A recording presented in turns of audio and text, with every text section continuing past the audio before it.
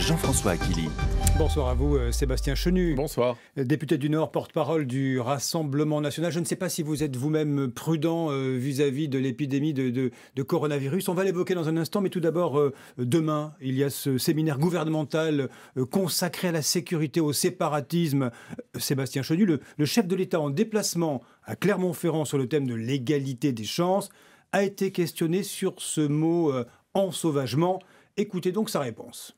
Oh, j'ai déjà répondu 10 fois à ce truc-là. Ce qui touche nos concitoyens, ce ne sont pas les mots, c'est la réalité.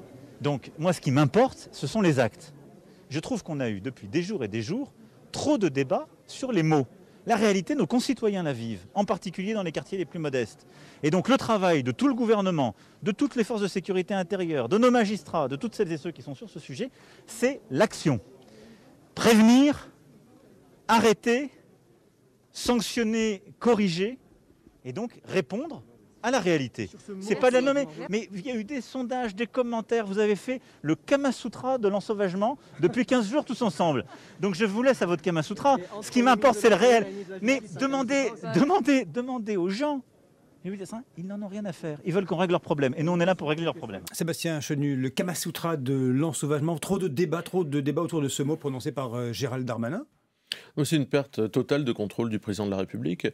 C'est vraiment un aveu de faiblesse. Le président de la République traite ce sujet avec une désinvolture, croyant faire une bonne phrase, un bon mot. Il met sur un plan assez bizarre, finalement, le grave et lourd problème de l'insécurité dans notre pays, oubliant de rappeler que ce débat sémantique sur l'ensauvagement, il est initié par deux de ses ministres. Ce sont eux qui se chamaillent d'une façon absolument ridicule. Darmanin, oui, l'ensauvagement existe. Dupond-Moretti, non, il n'y a pas d'ensauvagement. Ce sont eux qui ne sont pas au clair sur les mots parce qu'ils ne sont pas au clair sur leur politique. Donc voilà, cette perte de contrôle du président de la République en dit long sur son incapacité à traiter le problème. Et on le voit depuis 3 ans. Le président de la République ne sait pas protéger les Français. Ça ne l'intéresse pas. Mais vous dites incapacité, il y a un séminaire demain, il y sera question de, vous avez lu Le Parisien aujourd'hui en France, priorité numéro 1 de la lutte contre le trafic de stupéfiants, alpha et oméga, a dit Gérald Darmanin, et ensuite il y aura ce point de presse régulier mensuel sur les chiffres du ministère de l'Intérieur. Plusieurs choses. Au bout de 3 ans, sous la pression d'un été abominable pour les Français. Je veux d'ailleurs avoir une pensée pour les personnels de l'hôpital Robert Debré à Paris aujourd'hui qui viennent de se mettre en retrait suite à des agressions, je crois, au service des urgences. Donc ça continue chaque jour. On voit qu'il y a une politique du chiffre qui est initiée. Moi, je suis pour que les chiffres soient transparents. Il faudra s'entendre sur les chiffres qu'on donne. Mais il faut qu'en regard, il y ait un observatoire des peines. S'il y a un observatoire de la délinquance, il faut qu'il y ait un observatoire des peines, car on sait que ce qui manque, c'est la suite, c'est le maillon judiciaire qui est défectueux. Les policiers n'ont pas de moyens, mais de l'autre côté, la justice n'en a pas davantage. Vous venez du rang des Républicains, faut-il le rappeler, jadis de l'UMP en réalité. Vous connaissez bien Gérald Darmanin, son discours, ses mots et sa capacité à agir, vous y croyez ? Mais c'est probablement l'une des raisons pour lesquelles, comme beaucoup de gens qui ont été à l'UMP votant Sarkozy, je me suis tourné vers Marine Le Pen, qui est la seule capable de protéger les Français. Ces gens-là parlent et n'agissent pas. Ils n'agissent pas parce qu'ils ont peur, ils n'agissent pas parce qu'on le voit avec Xavier Bertrand, ils subventionnent des radios communautaristes, des clientèles. Donc ces gens-là, pendant des années, ont été aux manettes, ils ont beaucoup parlé. Et Darmanin fait comme Sarkozy, il parle, il gazouille, il tweet, il se déplace, mais il n'agit pas. Qu'attendez-vous, Sébastien Chenu, du projet de loi contre le séparatisme ? Vous l'avez réclamé depuis longtemps, qu'il y ait une action à ce sujet qui doit être présentée, c'est à l'automne, en Conseil des ministres.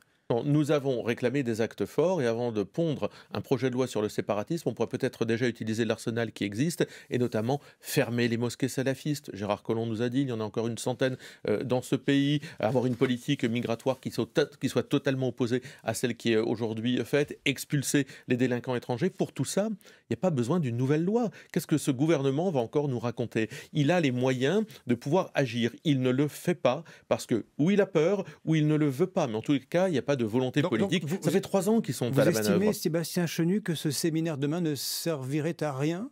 C'est l'éternel outil de communication sous la pression de l'actualité. Maintenant, on montre les muscles et puis parce qu'il n'y a pas de volonté politique assumée, et d'ailleurs Dupond-Moretti et Darmanin nous le montrent en se disputant, il n'y a pas de ligne claire sur la sécurité, donc il n'y a pas de capacité à protéger les Français. Alors vous avez entendu le rappel de l'info, Jean Castex se fera tester ce soir parce qu'il y a peut-être une suspicion de contamination après le Tour de France, puisqu'il a voyagé aux côtés de Christian Prudhomme, testé lui-même positif.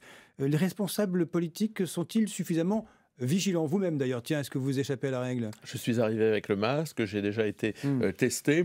J'espère que Jean Castex a été prudent en voyageant. J'espère qu'il a gardé son masque dans la voiture du Tour de France. Pour le reste, je pense que, que Jean Castex, effectivement, s'est fait tester. Il va, comme chaque Français, subir un isolement et c'est bien normal, il n'est pas au-dessus des lois. Vous estimez peut-être qu'il serait temps de mettre un terme, du moins entre parenthèses, des réunions publiques. On a vu notamment, entre autres, Marine Le Pen à Fréjus ce week-end.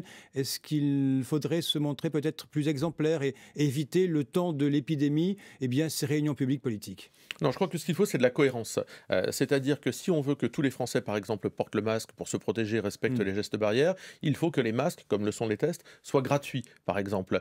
C'est beaucoup plus simple et beaucoup plus cohérent. Il faut arrêter d'avoir des politiques qui soient incohérentes. C'est-à-dire, on ouvre jusqu'à minuit des bars et des restos, le lendemain, on les ferme. La valse des protocoles dans l'éducation nationale. Il faut de la cohérence. Il faut qu'il y ait un message sur les gestes barrières, sur le port du masque, avec doublé, comme je le disais, de la gratuité, qui soit le même. On entend sans arrêt des messages contradictoires. Il faut une gestion de nos frontières. Vous voulez dire que dans toutes les villes, il faudrait les mêmes règles qu'elles oui, dans toutes les métropoles? je pense qu'effectivement, il faut en tous les cas que dans les grandes villes, dans les grands lieux de rassemblement, à partir d'une strate de population, il y ait des choses qui soient cohérentes. Il faut arrêter de changer les protocoles. Les protocoles pour la rentrée des classes ont changé plusieurs fois, ce qui a amené, j'en parlais avec des maires de ma circonscription, des maires de village rural, la veille de la rentrée des classes, à devoir faire un gymkhana incroyable. Donc, dernier mot avec vous, Sébastien Chenu. Vous évoquez les Hauts-de-France, vous évoquez Xavier Bertrand, votre région.